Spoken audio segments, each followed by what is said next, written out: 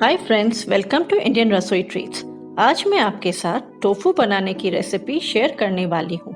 Tofu paneer की तरह दिखता है, पर उसका टेस्ट बिल्कुल अलग होता है। टोफू को बीन कर्ड भी कहा गया है।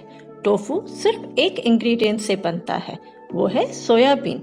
टोफू में कई ज्यादा मात्रा में प्रोटीन, कैल्शियम पाया गया है। अगर आप इस चैनल पर नए हैं तो सब्सक्राइब कीजिए और बेल आइकन को दबाना ना भूलें।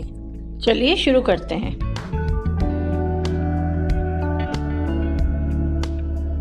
टोफू बनाने के लिए पहले हम सोया का दूध तैयार करेंगे।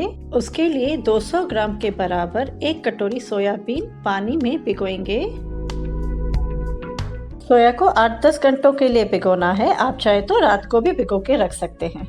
8-10 घंटे के बाद सोया को हल्के हाथों से मसलना है।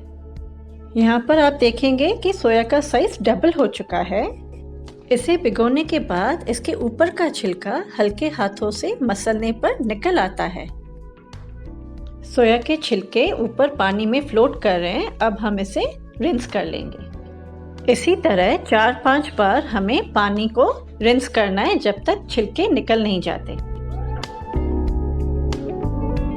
यहाँ पर सोया के छिलके निकालना बहुत ही जरूरी है, तभी टोफू सिल्की और स्मूथ बनेगा।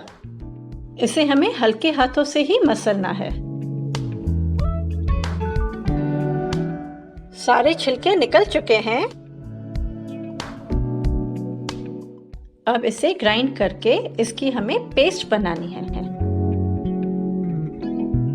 200 ग्राम सोया में ऑलमोस्ट 1.5 लीटर पानी डलता है। आप चाहे तो सोया को 2 भागों में ग्राइंड कर सकते हैं। इसकी हम स्मूथ पेस्ट बनाएंगे। अब थोड़ी थोड़ी पेस्ट डालते जाएंगे और उसको अच्छे से छानते जाएंगे।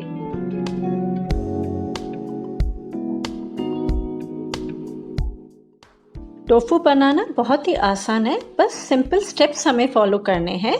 जैसे हम पनीर बनाते हैं वो दूध से तैयार किया जाता है, यहाँ पर टोफू सोयाबीन के दूध से बनाया जाता है।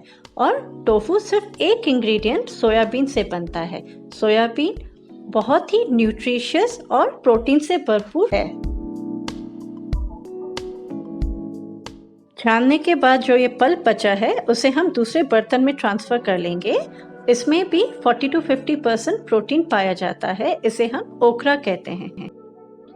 ओकरा से अच्छे वेजिटेबल कटलेट्स बन जाते हैं। ये केक बेकिंग में भी बहुत काम आता है।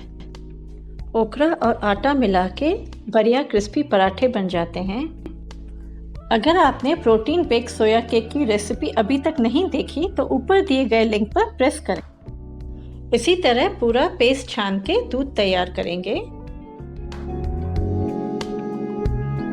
हमारा सोया दूध तैयार है। अब इसे हम बॉईल करेंगे।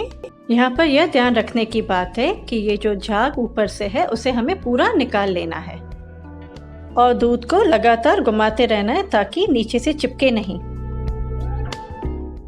दूध अच्छे से उबल चुका है। इसे 7 मिनट हो चुके हैं। अब फ्लेम बंद कर देंगे। 2 नींबू की जूस को हम दूध में डालेंगे और मिला लेंगे। अब आप देखेंगे पानी और पल्प दोनों बिल्कुल अलग अलग हो चुके हैं। अब एक स्टील की छलनी लीजिए, उसमें एक पतला कपड़ा डालिए। अब आराम से जो दूध हमने फेंटा है उसे डालिए। ये हमें बहुत ही आराम से करना है क्योंकि दूध बहुत ही गर्म होता है। कपड़े को लपेट के हमें पूरा पानी निचोड़ लेना है।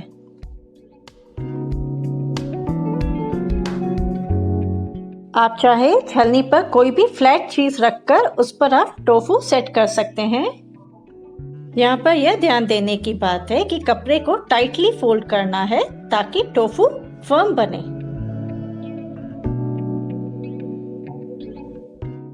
इसे आधे घंटे के लिए किसी भी भारी चीज से ढक के रखना है।